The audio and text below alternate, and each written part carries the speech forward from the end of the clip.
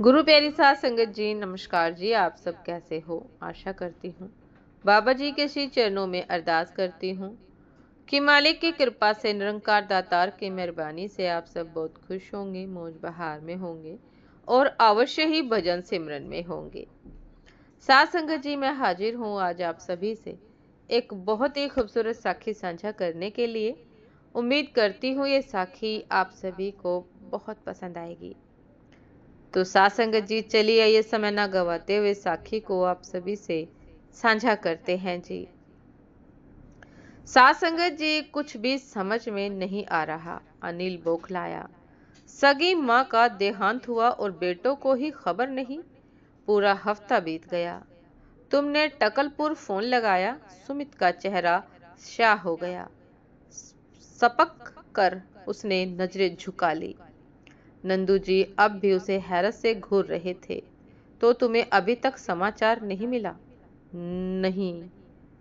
अजीब बात है। मन ही मन बुदबुदा कर उन्होंने एक ऑटो रिक्शा रोका, उसमें अपना सामान जमाया। खैर, अभी तो मैं चलता हूँ, मेरी ट्रेन का समय हो रहा है। 18 तारीख को वही मिलूंगा, धीरज रखना। और उसकी पीठ थपथपाई व रवाना हो गए। सुमित कुछ क्षण बुत बना रहा। उसे अभी भी विश्वास नहीं हो रहा था। पीछे एक कार ने हॉर्न दिया। विचारों के भंवर से बाहर निकल सुमित ने स्कूटर स्टार्ट किया और उदास मन से घर की तरफ मुड़ गया। उसे अचानक आया देख शालिनी घबरा उठी। पानी का गिलास थमा चिंतित स्वर में पूछने लगी, तबीयत तो ठीक है ना? हाँ। फिर दफ्तर से इतनी जल्दी कैसे लौट आए? शालिनी, सुमित का कंठ सूख गया। माँ नहीं रही। ओह, कब, कैसे? 7 दिन हो गए। क्या? वह लगभग चीख पड़ी। 7 दिन हो गए और हमें खबर तक नहीं? किसने कहा आपसे? नंदू जी ने। यहाँ किसी काम से आए थे, अकस्मात बाजार में मिल गए। मगर शालिनी अचकचाई। अजीब बात है, आपकी माँ और आपको ही खबर नहीं। बड़े भैया का भी फोन नहीं आया। क्या उन्हें भी खबर नहीं मिली होगी? लगता तो यही है। भारी मन से फोन उठा उसने अनिल भैया को एसटीडी लगाई। खबर सुनकर अनिल को भी बेहद आश्चर्य हुआ। कमाल है, इस बात की सूचना क्यों नहीं दी गई हमें? आजकल तो गांव-गांव में एसटीडी की सुविधा उपलब्ध है। कहीं नंदू जी को गलत समाचार तो नहीं मिला है? नहीं भैया, छोटी बुआ जी ने स्वयं उनको फोन किया था। नंदू जी ने बेटी की शादी 10 दिनों पूर्व ही हुई थी। नंदू जी के बेटे की शादी 10 दिनों पहले ही हुई थी, इसलिए दाह संस्कार व उठावने में वे नहीं जा पाए। कह रहे थे अब 11वें पर जाएंगे। कुछ भी समझ में नहीं आ रहा। अनिल बौखलाया। सगी माँ का देहांत हुआ और बेटों को ही खबर नहीं। पूरा हफ्ता बीत गया। टकलपुर फोन लगाया। किसको लगाता? वहां किसी का नंबर भी तो मालूम नहीं। आपको मालूम है? फिर इस खबर की पुष्टि कैसे करें? दीदी को फोन लगाकर पूछे। हंसेंगे नहीं वो लोग हम पर? ऐसा करते हैं, कुछ सोचकर अनिल ने उसे फोन रखने को कहा। दूसरे ढंग से पूछते हैं। और सुमित के फोन रखने के बाद अनिल ने अपनी पत्नी को कुछ समझाया। फिर मीना ने अनिल की बहन बेला को फोन लगाया और उधर से फोन उठाने पर मीना ने पूछा, हेलो, टकलपुर वाली बेजा है? मैं उसकी सहेली सेवंती यहाँ बैतूल आई थी। सोचा मिल लूं। क्या? कब? ओह, अच्छा अच्छा। ओ, और फोन रख दिया। अनिल सिर पकड़कर बैठ गया। खबर सच्ची थी, मगर उन्हें मिली क्यों नहीं? सब रिश्तेदारों को मिल गई, सिर्फ उन्हें ही नहीं दी गई। सगे बेटों को दाह संस्कार के बाद उठावने पर सारे रिश्तेदार आए होंगे। उस दिन भी दोनों बेटों को जब अनुपस्थित पाया होगा तो उफ, कितनी छिलाले दर हुई होगी, कितनी बेइज्जती हुई होगी। अपने आप को अपमानित महसूस कर अनिल की गर्दन झुक सी गई। सुमित को फोन से सूचित कर वह जाने की तैयारी में जुट गया। 4 घंटे बाद की ट्रेन थी। 12 घंटे का सफर था। रास्ते पर इसी उधेड़बुन में रत रहा। सीट पर बेचैनी से पहलू बदल रही मीना ने नुथ ने फुलाते हुए आशंका प्रकट की। मुझे तो गहरी साजिश लगती है। कैसी साजिश? माँ जी के गहने हड़पने की? मैं समझा नहीं। अरे सीधी सी बात है, हम सब पहले पहुंच गए होते तो माँ जी के गहने हम दोनों बहुओं में बंटते, लेकिन अब न पहुंचने पर कर लिए होंगे किसी ने कब्जे में। किसने? उसी ने जो हफ्ते भर से आकर जमी बैठी है। घृणा से मीना का स्वर विषैला हो गया। अनिल ने कोई जवाब नहीं दिया, सिर झुकाए विचारों के भंवर में डूबता उतरता रहा। अगले दिन प्रातः 10 बजे के लगभग दोनों टकलपुर पहुंचे। पिताजी बाहर बैठक के एक कोने में उदास गमगीन बैठे थे। सामने रिश्तेदार भी शोकाकुल में बैठे थे। रिक्शे से उतर अनिल ने सूटकेस एक तरफ रखा और पिताजी की गोद में मुंह छुपाकर जोर जोर से रोने लगा। कैसे हो गया ये सब? हमें खबर तक नहीं मिल पाई। पिताजी ने कोई जवाब नहीं दिया। दीवार से सिर टिकाए, आंखें मूंदे, होठों को कसकर भींच लिया। उनके झुर्रीदार चेहरे पर गर्दन की असंख्य लकीरें स्पष्ट दिख रही थी। उधर मीना रिक्शे से उतरकर अंदरूनी कक्ष में जा अपने आर्त विलाप से पूरे घर को गुंजाने लगी। दीदी से लिपट कर फूट फूट कर रोते हुए उनके कंधे को तर कर दिया उसने। 3-4 मिनट तक दोनों अनिल मीना का यह करुण विलाप चलता रहा। फिर पिता की गोद से सिर उठाकर अनिल ने भीगे स्वर में उलाहना दिया। आजकल तो इतने साधन हो गए हैं, हमें फोन तो करवा देते। करवा तो देता, मगर फिर सोचे कि कोई फायदा तो है नहीं। क्यों? मुझे लगा क्या पता इस बार भी तुम्हें छुट्टी मिलने में दिक्कत आए।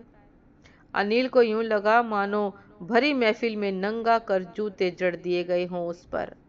सक पकाते हुए सिट पिटाकर हकलाने लगा। ऐसा कैसे सोच लिया? मरने की खबर सुनकर तो हम हर हाल में आते। और जीते जी? बात काटते हुए पिताजी का कंठ आहट रुद्ध गया। अनिल कुछ कह न सका। उसके लिए मुंह छुपाना दुश्वार हो गया। पिताजी से ऐसे आक्रामक रुख की उसने सपने में भी कल्पना नहीं की थी। पिताजी ने एक ही बार में उसका संपूर्ण जीवन चरित्र उधेड़ कर रख दिया था। वहां बैठे पांचों रिश्तेदार होठों पर मुस्कान रोक मन ही मन अनिल की स्थिति का आनंद लेने लगे। अनिल के लिए वहां बैठना असहनीय हो गया था, मगर उठकर जाता भी कहां? क्या घर छोड़कर वापस चल देता? उसी समय सुमित शालिनी का रिक्शा रुका। शालिनी रोती हुई अंदर चली गई।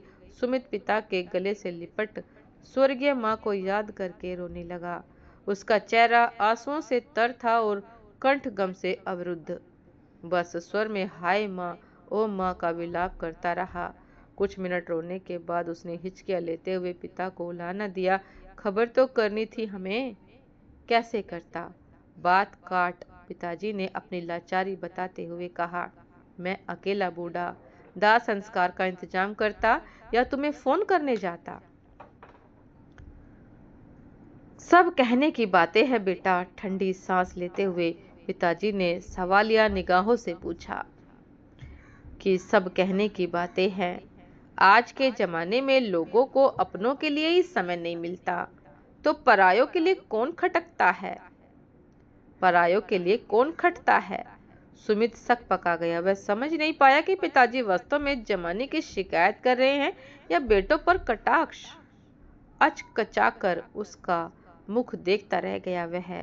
पिताजी मुंह फेर कर बाहर सड़क की तरफ देखने लगे। सुमित के लिए वहां बैठना असह्य हो गया था। रिश्तेदारों की मुख मुद्रा तो उसने पहले ही भांप ली थी। वे सब दबी छुपी व्यंग्यात्मक मुस्कानों से उनकी स्थिति का आनंद ले रहे थे। सुमित के तन बदन में आग लग गई थी। मन तो हुआ पिताजी से पूछे कि मां के मरने पर 8-10 घंटों के अंदर ही सारे रिश्तेदार आ गए थे। किसने किए थे इन सबको फोन? क्या इसी तरह हमें भी फोन नहीं किया जा सकता था? किंतु पूछने की हिम्मत ना कर सका। वहां उसका अब दम घुटने लगा था।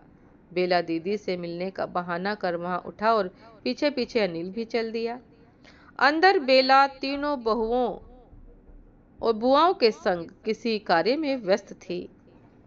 अंदर बेला तीनों बुआओं के संग किसी कार्य में व्यस्त थी। बेला दीदी के हाथ में कोई लिस्ट थी और तीनों बुआ सामने रखा सामान उनके अनुसार मिला रही थी। मीना और शालिनी एक और उपेक्षित सी बैठी थी।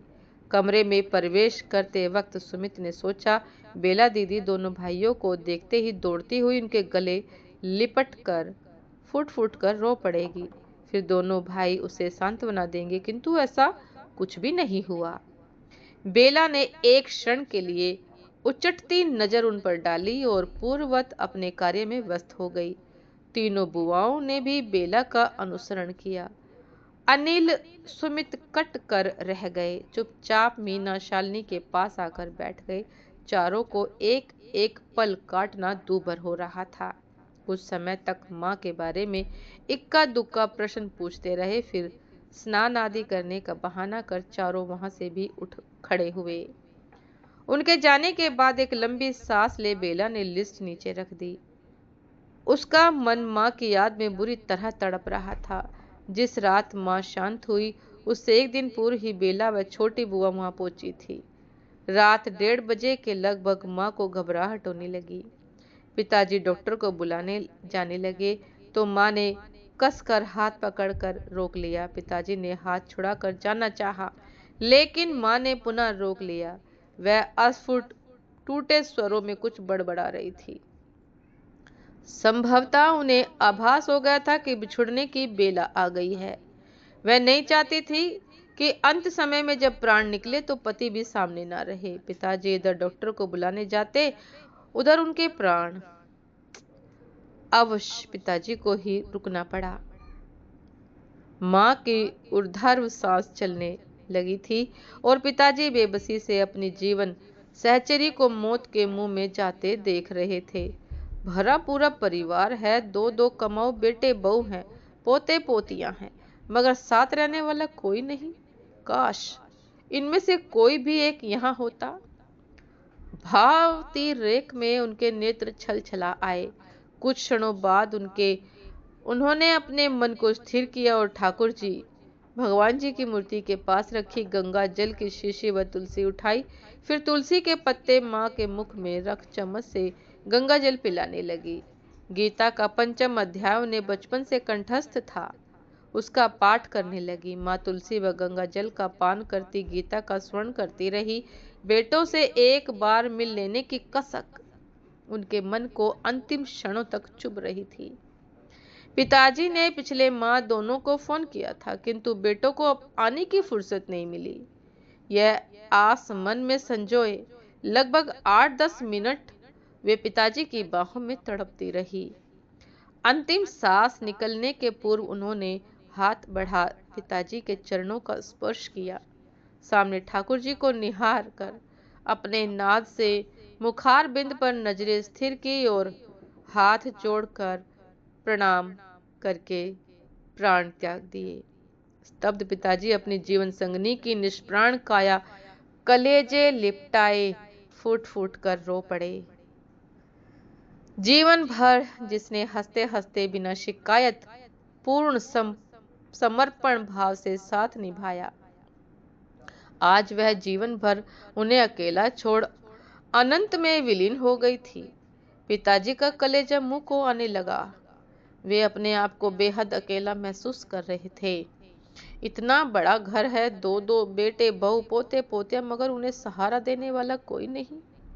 लोगों को पैसों की कमी के कारण इलाज नहीं मिलता, यहाँ औलादों की विमुखता के कारण पैसा होकर भी नहीं मिल पाया। माना मौत अटल रहती है, मगर कुछ खटपट तो की जा सकती थी। क्या फायदा 2-2 बेटों के होने का, इसे तो पुत्रहीनता भली। और ऐसे ही उद्वेलित क्षण में उन्होंने वह कठोर निर्णय लिया। आंसू पोंछ माँ की निष्प्राण काया पर चादर उड़ा, गमले से 2 पुष्प तोड़ उन पर चढ़ाए और दरवाजा खोलकर घर के बाहर आए। कॉलोनी की सुनसान सड़कें रात के सन्नाटे में साए साए कर रही थी। छड़ी टेकते हुए वे कॉलोनी के बाहर मेन रोड पर आए। वहां एक एसटीडी बूथ था। बूथ का मालिक वहीं रहता भी था। घंटी बजा उसे जगाया। उसके दरवाजा खोलने पर असमय जगाने की माफी मांगी और छोटी बुआ को फोन लगाया। बुआ को उन्होंने सख्त ताकीद कर दी, दोनों बेटों और उनके ससुराल को छोड़ बाकी सब रिश्तेदारों को सूचित कर देना। हतप्रद रह गई बुआ, ऊहा-पोह करने लगी, लेकिन पिताजी ने कसम दे मुंह बंद कर दिया। फोन कर पिताजी घर लौटे। सूना घर उन्हें काटने को दौड़ रहा था। छोटी बुआ पास ही गांव में रहती थी। आधे घंटे में फूफा जी के साथ वह मोटरसाइकिल से आ गई। आते ही पिताजी सजी के गले लग फुट फुट कर रो पड़ी। पिताजी के मन की पीड़ा रो के नहीं रुक रही थी, वे भी बच्चों के समान बिलखने लगे। छुटकी, एकदम अकेला रह गया हूं मैं। बुआ और फूफा जी उन्हें बाहों में भींच कर ढाढ़स बंधाते रहे। 2 घंटे बाद बेला अपने पति व बच्चों के संग आ गई। थोड़ी ही देर बाद बड़ी व मंझली बुआ जी भी फूफा जी व बच्चों के साथ आ गई। घर में कोहराम मच गया था। पिताजी को धीरज बंधाते हुए सबने समझाना चाहा, अच्छा लगेगा 2-2 बेटों के रहते कोई अन्य चिता को अग्नि दे। पिताजी की रूंधी आवाज अब थरथराने लगी थी। समधी जी बेटी जी से माँ बाप यह तो जरूर पूछ लेते हैं कि सास ससुर का व्यवहार कैसा है, लेकिन कभी ऐसा क्यों नहीं पूछते कि तुम्हारा व्यवहार उनके प्रति कैसा है। सास संगत जी, अनिल ने ठंडी सांस ली। शाम हो गई थी। गरुड़ पुराण का पाठ करने के लिए पंडित जी पधार चुके थे। घर के परिजन रिश्तेदार बैठक व अंदरूनी कक्ष में जाकर बैठ गए। अनिल एक कोने में जाकर सिर झुकाकर बैठ गया। उसका चित्त बेहद अशांत था। मस्तिष्क में विचारों की अंधड़ चल रहे थे। पिताजी के मात्र एक निर्णय ने उसके व सुमित के व्यक्तित्व का एक एक तिनका उड़ा दिया था। दोनों को रिश्तेदारी में मुंह दिखाने के काबिल नहीं रखा। समस्त रिश्तेदारों को मालूम हो चुका था कि पिताजी ने स्वयं ही दोनों बेटों व उनके ससुराल वालों को समाचार देने से मना कर दिया था। न कहते हुए भी सब समझ गए थे कि एक अशक्त असहाय वृद्ध ने ऐसा अभूतपूर्व निर्णय क्यों लिया होगा। पिताजी यही नहीं रुके। उन्होंने रिश्तेदारों को भेजे जाने वाले शोक पत्र पर भी सिर्फ अपना ही नाम दिया, बेटों का नहीं। ये पत्र रिश्तेदारों में हरेक के यहाँ पोस्ट हुए। दूर दूर के रिश्तेदारों को भी, बस नहीं हुए तो अनिल, सुमित व उनकी ससुराल वालों को। ग्लानि से अनिल की गर्दन झुक गई। उसके सम्मुख अभी एक भारी समस्या और भी थी, माँ का 12वां। 3 दिन बाद 12वें पर पुनः समस्त रिश्तेदारों का जमघट होने वाला था। कैसे करेगा वह सबका सामना। रिवाज के मुताबिक उस दिन मृतक के बेटों को पगड़ी बंधती है। पिताजी ने इस रस्म के लिए भी स्पष्ट इंकार कर दिया था। इसके बदले उन्होंने सत्यनारायण भगवान की कथा रखी थी। अब इसके लिए क्या जवाब देगा अनिल रिश्तेदारों को। पगड़ी नहीं होने का कारण तो सब खोद खोद कर पूछेंगे। घबराए अनिल व सुमित ने अभी कुछ समय पूर्व ही पिताजी से लगभग गिग्याते हुए इस रस्म के लिए याचना की थी, लेकिन पिताजी ने शुष्क सपाट स्वरों में लताड़ दिया था। मतलब क्या है पगड़ी की रट लगाने से? पगड़ी उसे बंधती है जिसने जीते जी सेवा की हो। जब सेवा ही नहीं की, उल्टे जी चुराया हो, तो क्या मतलब है बेफुजूल ढोंग करने से? इस साफ गोई पर अनिल सुमित कट कर रह गए। गरुड़ पुराण के बाद अनिल धीरे से उठा और किसी काम का बहाना कर घर से निकला। फिर एक दूरस्थ कॉलोनी में जा वहां के एसटीडी बूथ से अपनी व सुमित के ससुराल फोन लगाया। संक्षिप्त में पिताजी की नाराजगी भी बतला दी। रिरियाते हुए गुहार की कि किसी तरह पगड़ी के लिए राजी करवा ले। अगली ही सुबह मीना, शालिनी के माता पिता व अन्य परिजन भी टैक्सियों में भरकर बदहवास आए और हाथ जोड़कर माफी मांगी, अनुनय विनय भी की। पिताजी के मुख पर अकड़ के कोई चिन्ह नहीं थे। वे आत्मीयता पूर्वक उन्हें आश्वस्त करने लगे। आप व्यर्थ सोच विचार कर रहे हैं साहब। मेरे मन में किसी के प्रति कोई शिकायत नहीं। फिर हमसे क्या नाराजगी रही, हमें खबर ही नहीं की। ऐसा है, पिताजी के चेहरे पर कूटनीतिक मुस्कान उभरी। जिनके पत्र आते रहते थे कुशल क्षेम के, उनके नंबर थे मेरे पास। हड़बड़ी में वही खबर करवा सका। दोनों समधी कट कर रह गए। पिताजी ने बेहद सादगी से उन्हें उलाहना जो दे दिया था। एक क्षण चुप रह बड़े समधी ने बात संभालनी चाहिए। इन लोगों ने आपके साथ ऐसा व्यवहार रखा, हमें तो सपने में भी इस बात का गुमान नहीं था। आप यदि एक बार भी पत्र डाल देते। अरे मैं तो समझता रहा आप सब जानते होंगे। नहीं। मामला संभलता देख बड़े समधी में कुछ उत्साह जागा। हमें आभास तक नहीं था। अजीब बात है, पिताजी का स्वर थोड़ा भर्रा गया। बहुएं हर साल छुट्टियों में मायके पहुंच जाती थी। आपने कभी नहीं पूछा कि वे सास ससुर के पास कब जाती हैं? जी, सास ससुर की इच्छा नहीं होती अपने पोते पोतियों से मिलने की? दोनों समधी और उनके परिजनों को काटो तो खून नहीं। पिताजी ने कितने संक्षिप्त शब्दों में बहुओं की सेवाहीनता का दुखड़ा बयान कर दिया था। सबके सिर झुक गए। पिताजी की रूंधी आवाज अब थरथराने लगी थी। समधी जी, बेटों से माँ बाप यह तो जरूर पूछ लेते हैं कि सास ससुर का व्यवहार कैसा है, लेकिन कभी ऐसा क्यों नहीं पूछते कि तुम्हारा व्यवहार उनके प्रति कैसा है? समधियों के दिलो दिमाग में सैकड़ों घंटे बजने लगे। वे तो उल्टे खुश ही होते थे कि उनकी बेटी को कोई झंझट नहीं है, स्वतंत्र है अपनी गृहस्थी में। लेकिन यदि उनकी बहू भी इसी तरह स्वतंत्र रहना चाहे तब? वे कांप उठे। कुछ क्षणों की खामोशी के बाद दोनों समधियों ने अपने अपने अश्रुपूर्ण चेहरे ऊपर उठाते हुए कहा, अपनी बेटियों के व्यवहार के लिए हम क्षमा चाहते हैं। अब वे ऐसा कदापि नहीं करेंगी। खैर, इसे आजमाने की जरूरत नहीं पड़ेगी। पिताजी ने आदर पूर्वक उनके कंधों को थपथपाया। मैंने दूसरे इंतजाम कर लिए हैं। और 12वें के दिन इन इंतजामों का खुलासा हुआ। कथा आरंभ होने के पर्व बड़े फूफाजी ने घोषणा की कि यह मकान पिताजी ने हाई स्कूल के छात्रावास के लिए दान कर दिया है। इसमें 16 छात्र रह सकेंगे। माँ के गहने बेच पिताजी ने स्कूल के संयुक्त नाम से एफडी करवा दी है। छात्रों से किराया और एफडी का ब्याज स्कूल व पिताजी की देखभाल अच्छी तरह कर लेगा। उसके बाद यह सब स्कूल का हो जाएगा। सुनते ही मीना और शालिनी शर्म से गड़ गई। अभी तक अपने दुर्व्यवहार से उन्होंने सास ससुर के जीवन में जो अंधेरा किया था, उसकी कालिमा कालिख बनकर उनके सुंदर चेहरों पर पुत जो गई थी। साथ संगत जी, ये थी आज की एक बहुत ही खूबसूरत साखी, हृदय को चीर देने वाली साखी, दुखदाई साखी, एक पिता की एक माता की वो पीड़ा जिसे बयां करना बहुत मुश्किल है। साथ संगत जी, उम्मीद करती हूँ ये साखी आप सभी को बहुत पसंद आई होगी। यदि पसंद आई हो साथ संगत जी, तो लाइक कमेंट शेयर करना ना भूलिएगा। चैनल पर जो भी नए हैं कृपा करके सब्सक्राइब कर लीजिएगा, ताकि चैनल पर मिलने वाली सभी शब्द साखियों की अपडेट आप सभी को समय पर मिलती रहे।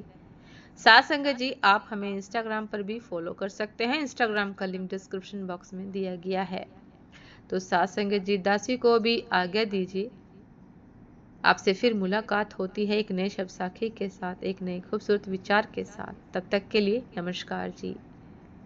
सदा खुश रहिए, मुस्कुराते रहिए, भजन सिमरन अवश्य करते रहिए। और साथ संगत जी, यह भी अवश्य ध्यान रखिए कि बेटों की और बहुओं की अपने सास ससुर के प्रति क्या कर्तव्य बनते हैं।